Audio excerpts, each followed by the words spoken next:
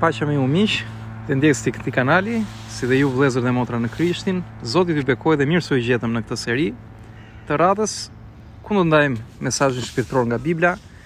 Dhe në fakt sot do ndajmë nga Ungjilli sipas Mateut, kapitulli 19, vargu 26, fjalët e Zotit Jezus ku na thuhet: "Dhe Jezusi, duke përqendruar shikimin mbi ata, tha: Për njerëzit kjo është e pamundur, por për Perëndin çdo gjë është e mundur." Amen, lavdi Zotit. Le të bëjmë një koment të shkurtër mbi këtë varg dhe pasaj të thellohemi më tepër në thelbin e tij dhe të marrim dhe hapat praktike për jetën tonë. Pra, ky varg na tregon për kufit e fuqisë njerëzore. Pra tregon që ne njerëzit jemi të kufizuar, madje shumë të kufizuar në krahasim me fuqinë e pafund të Perëndisë. Pra tham, njerëzit kanë kufizim, kurse Perëndia nuk ka kufizim. Perëndia është i pafund. Dhe mua më pëlqen ta përsëris këtë nocion që Perëndia jeton dhe në të kaluarën, dhe në tashmen dhe në të ardhmen jeton, njëkohësisht. Sepse është jashtë kufizimit kohor, kufizimit hapësinor dhe fizik. Kështu që kurse ne njerëzit jemi shumë të kufizuar në të gjitha këto nocione. Pra në kohë, në hapësirë, në aspektin fizik, pra nuk mund të jemi njëkohësisht në 2-3 vende e me radhë. Kurse Perëndia është. Dhe Jezusi e tha këtë të vërtet, pasi i dëgjoi dishepujt e tij që pyesnin, duke thënë: "Po atëherë kush mund të shpëtohet?" thoshin ata me njëri tjetrin. Pra pasi dëgjuan mësimin e tij për vështirësinë e të pasurve për të hyrë në mbretërinë e qiejve. Pra ata të pasur që kanë në zemrën e tyre pasuritë fizike, pra materiale, jetojnë vetëm në materie dhe nuk kërkojnë mbretërinë shpirtërore, pra qiellin. Thelbi i mesazhit është së pari pamundësia njerëzore. Tham, ne njerëzit kemi kufin të mëdhenj në shumë gjëra të dashur miq, edhe pse na duket e parashikueshme apo e arritshme diçka që kemi në plan. Në fakt Bibla na mëson që gjërat janë plotësisht jashtë kontrollit ton. Patjetër që ne mund të bëjmë pjesën ton, por ama edhe kur bëjmë diçka, varet nga vendimi i tjetrit, sepse gjithmonë do kemi të bëjmë me njerëz të tjerë apo jo.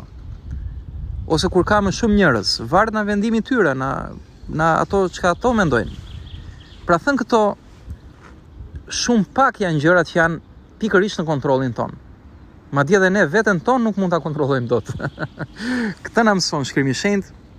Por nga ana tjetër, pasi mësuam këtë që gjërat janë jashtë kontrollit ton, hapi tjetër që shohim këtu në Shkrimin e Shenjtë është që pikërisht fuqia e pafundme e Perëndisë. Dhe çdo gjë që duket e pamundur për ne, është plotësisht e mundur për Zotin. Dhe po të nisemi te pyetja e dishepujve, që ndonjëherë ngrem edhe ne besimtarë, themi: "Ora, kush do shpëtohet?" Ose a është i shpëtuar, a jam i shpëtuar? Pra flasim për shpëtimin. Shkrimi i Shenjtë thotë që shpëtimi vjen vetëm nga Zoti. Vjen vetëm nga Zoti. Pra për njerëzit është e pamundur të shpëtohen me përpjekjet e tyre, me veprat e tyre, por për Perëndin gjithçka është e mundur. Kështu që shpëtimi vjen vetëm nga Zoti. Dhe ky është një shërim shumë i madh që vetëm Krishtërimi e ka. Sepse çdo fe mëson që ti duhet bësh diçka për të shpëtuar, kurse Bibla, që për ne të krishterët është e vërteta, thotë që vetëm Zoti e shpëton njeriu dhe kërkohet vetëm besim te kjo e vërtetë. Kështu që ashtu si shpëtimi i përjetshëm është vepër e Perëndisë dhe jo e jona, po kështu janë të gjitha çështjet e jetës sonë. Pra, nëse i lëmë në dorën e Zotit, do shikojmë se sa e vërtetë është kjo gjë. Tani nuk do thotë që ne mos u bëjmë përpjekje, po përpjekjet tona duhet të jenë, si thua, të përputhura në një linjë me të vërtetën hyjnore që është vullneti i Perëndisë. Dhe kaluam pikërisht te pjesa praktike, si ta jetojmë këtë të vërtetë. Se dakord, ka njerëz mund ta dinë këtë të vërtetë, dhe kaq. Ka të tjerë që e dinë dhe besojnë këtë të vërtetë, po ama nuk dinë ta vënë në praktik. Dhe po se vënë në praktik, është e kot që e dinë pasaj. Bibla gjithmonë nxit që të vërtetën ta jetojmë, se e vërteta na bën të lirë kur jetojmë atë. Dhe këtu merr bekim jeta e njeriut, kur aplikohet fjala e Zotit në jetën e përditshme. Kështu që le të shohim 3 hapa se si mund ta jetojmë të vërtetë. Së pari dhe më kryesori, vendosim shpresat tona tek Zoti. Pra vendose shpresën tënde vetëm tek Zoti, vetëm tek Perëndia. Sidomos kur përballesh me sfida të pamundura ndukje, me probleme aq të mëdha, që thua si ka mundësi, si do t'ja dal me këtë. Atëherë vetëm kujto se Zoti mund të ndërhyjë në mënyra që ti nuk i imagjinon dot. Dhe unë të dashur vëllezër dhe motra, nuk jam thjesht një teolog që studion Biblën. Unë vi nga bota e biznesit, di shumë gjëra dhe kam hasur shumë situata në jetë pa imagjinueshme. Mund të them vetëm me bindje në dëshminë time që vetëm Zoti mi ka zgjidhur problemet, sfidat, ngërçet. Pra situata nga më të pa imagjinueshmet. Vetëm kur kam shkuar para Zotit, atëherë kam parë mrekullitë të ndodhin. Po kuptohet, Zoti më ka përdorur dhe mua, mund të më thënë për shembull ndalo, qetësohu, ose vepro këtu, ose më ka dhënë urtësi, mos bëj diçka që është e padrejtë ose e palishme, e të tjera me radhë. Por ama mbi të gjitha kujto se Zoti mund të ndërhyjë. Dhe shpresa mos të jetë tek vetja, aq më tepër te njerëzit e tjerë. Te njerëzit e tjerë është gabim fatal dhe Bibla mëson që nëse i vësh shpresat te njerëzit e tjerë, unë e përsëri shpesh, atëherë mallkon veten, je në mallkim, sepse varesh nga tjetri, je skllav i tij.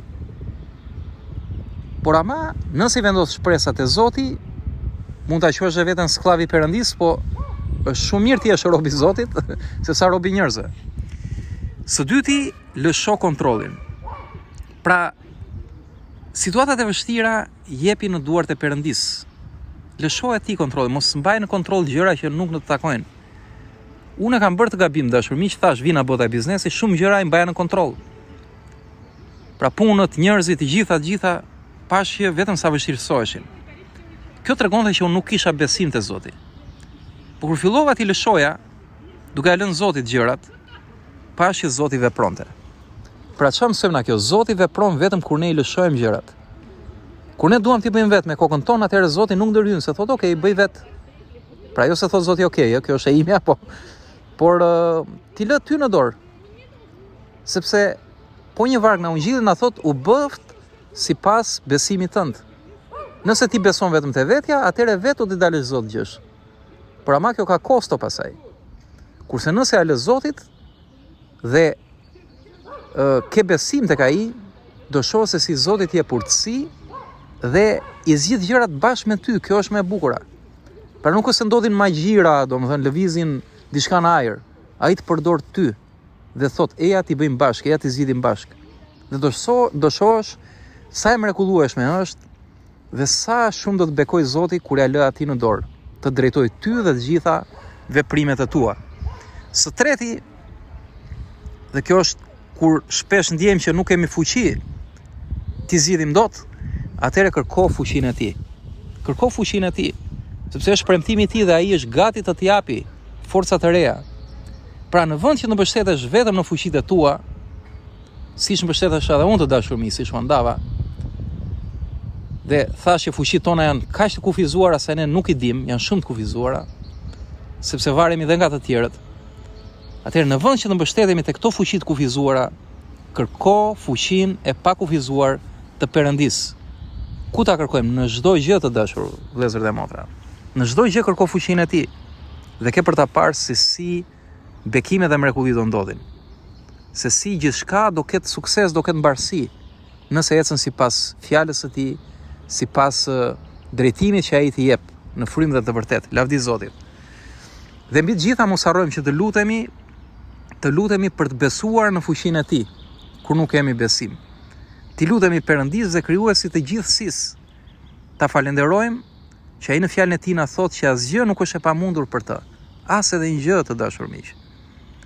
Dhe atëherë kur përballemi me gjëra që duken të pamundura për ne, le të lutemi që Perëndia të na kujtojë fuqinë e tij të pafund. Le të na japi këtë besim të vërtet Zoti dhe të na tregojë se si të mbështetemi tek ai. Ai mund ta bëjë këtë gjë në emër të Jezusit. Amen.